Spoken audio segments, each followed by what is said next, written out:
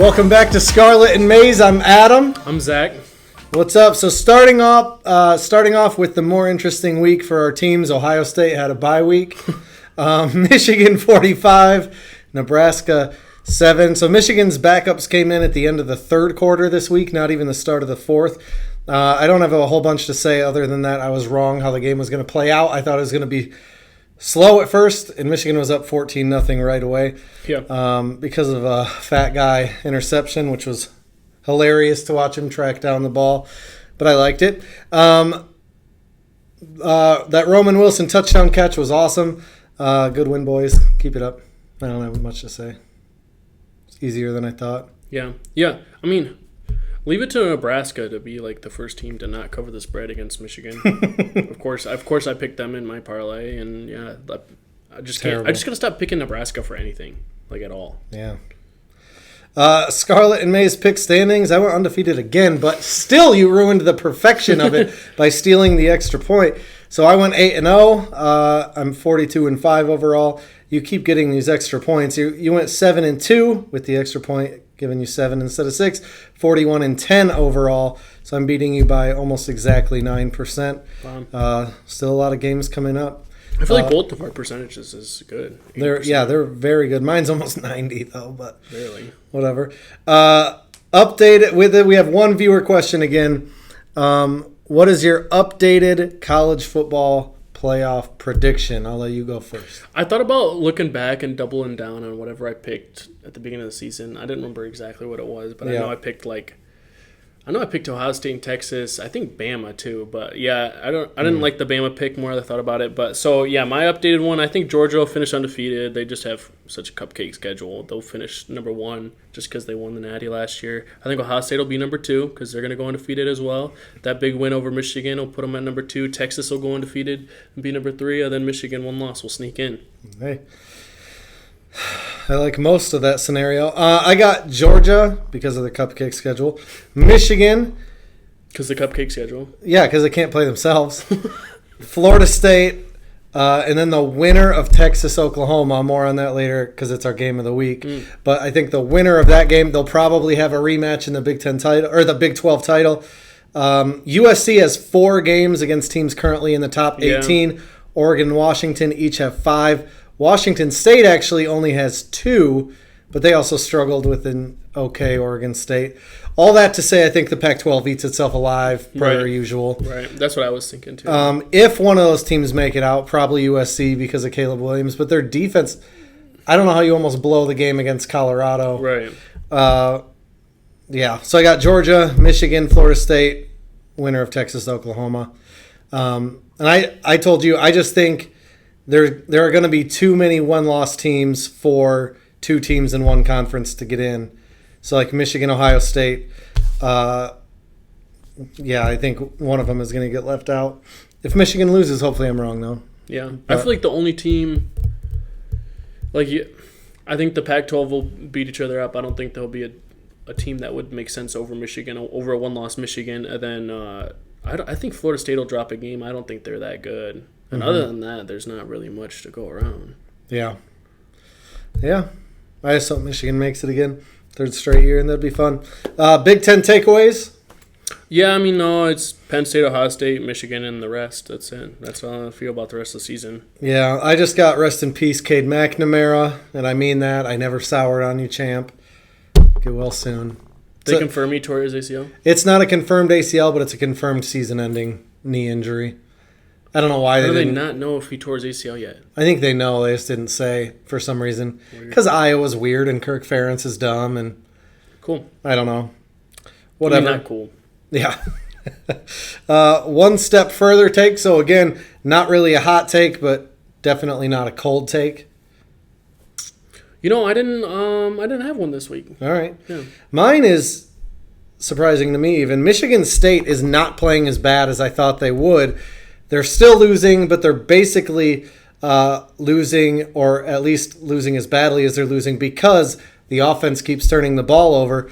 My one step further take is that Michigan State should go full Iowa and stop worrying about scoring altogether and just focus on not turning the ball over. Punting is winning for Michigan State. Yeah, I mean, I said last week if they don't turn the ball over, they have a real shot to beat Iowa. They turned the ball over 3 times and only lost by 10. Yeah, I mean they. Well, I don't even know if they fumbled the ball. They had outgained Maryland, and they were in the game until late when they turned the ball over a couple times. Now the problem is Noah Kim has 6 touchdowns, 6 picks on the year, and all of the picks came after their 2 wins, I think. But yeah, whatever. I don't really care. From that turd pile to the rapid fire turd pile picks.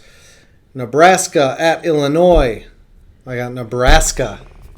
I picked Nebraska as well. Oh, fun. Even though I just said that I got to stop picking Nebraska. You can change it if you want. No, I want to increase. I want to get over a 10% lead on you. Yeah, I didn't like the way Illinois looked last week at all. Rutgers coming off a big, not a meaningful win, but a blowout win at Wisconsin. Wisconsin is favored by 13. I got Wisconsin. Yeah, I got Wisconsin as well. Howard at Northwestern. I was really tempted to pick Howard, but I can't. I got to pick Northwestern. Northwestern's playing better than probably anyone thought at this point. Right. They stayed with Penn State for a half. They came back from behind against frickin' PJ Fleck. Costing me money, but I got Northwestern. Yeah, I got Northwestern as well. I couldn't figure out a reason to pick Howard. And then Purdue at Iowa. Iowa's favored by 3.5. I got Purdue. Really? Yeah. I got Iowa. I just if Purdue doesn't turn the ball over, Iowa I'm blanking on his name. The Iowa quarterback who came in after Cade. He has a weird name and he's a big boy. He sucked. And I don't think the Iowa offense is going to move the ball, even against a Purdue defense in year 1 of hopefully building a defense, hopefully for them. I just got Purdue. I got Iowa. Fun. I like them. Varsity Games, it's fun that there's 2 of them again. Maryland at Ohio State. Ohio State's favored by 17.5. I kept seeing... Is Ohio State going to be on upset alert? Whatever. What do you think? I don't think so. I mean, I think Ohio State's a lot better than people think, and I think they'll win by more than 17.5. Dang. I think it was during the Michigan game they were promoting Ohio State Maryland, and that was one of them where they were like, does Ohio State need to be on upset alert? But then there were other on Twitter, like actual accounts, not just random people. But I did see multiple actual people say, should Ohio State be on upset alert? But it's not September anymore, so Maryland sucks now. Yeah. So I don't think they have to worry about it. I said last week that Ohio State would get 1 to 2 losses this month. This one ain't it. The only thing we'll see this week is if Ohio State gives up some big plays against a decent passing game or not. Yeah. Like, they gave up a few big plays to Michigan last year. We'll see if they give up any big plays or not. Michigan, the Little Brown Jug, favored by 19.5 at Minnesota. Why did you just say that like Donald Trump? I don't know. Just felt like it. Michigan is favored by 19.5 in the Little Brown Jug game. I think this game will look an awful lot like it did this past weekend. I think Michigan's going to kill them. Yeah. Especially at the start of the year, I said Minnesota might be a tough game. I don't think it's going to be a tough game. Minnesota looks bad. Yeah, I don't think Minnesota's a good team at all. I like Michigan. Do you like them to cover the spread? That's a no. I probably not. I think they will. I think 21. It's the safe bet. It's one of the safest bets there is. Betting the spread against Michigan. Okay. I think they've again. It's not 30. It's not 40. Dropped it down to 19.5. I think they'll do it. Game of the week: Oklahoma, Texas. Texas is favored by 5. This is the last ranked matchup for either team until a probable rematch in the Big 12 championship.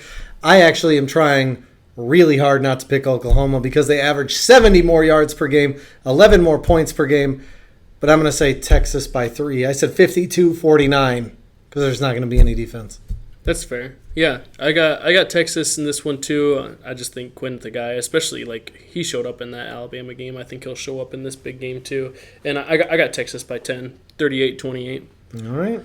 Well, that means Texas is going to win by 10 or more, so you'll get the extra point. But Texas is going to win either way. Things no one is talking about. I got a couple. I got one. So Ohio State is if you got a couple, you go first. All right. One. People have talked about it a little bit, but I say they don't talk about it enough. Georgia should not be number one after last week. To struggle with the way that they did with Auburn, and I'm not just saying this because Michigan is number 2 at home, but to beat a team with 0 passing game, to beat SEC MSU, to beat that team in that way, I think if they weren't in the SEC, they would drop. Yeah. The last 2 years should not matter for this year's rankings.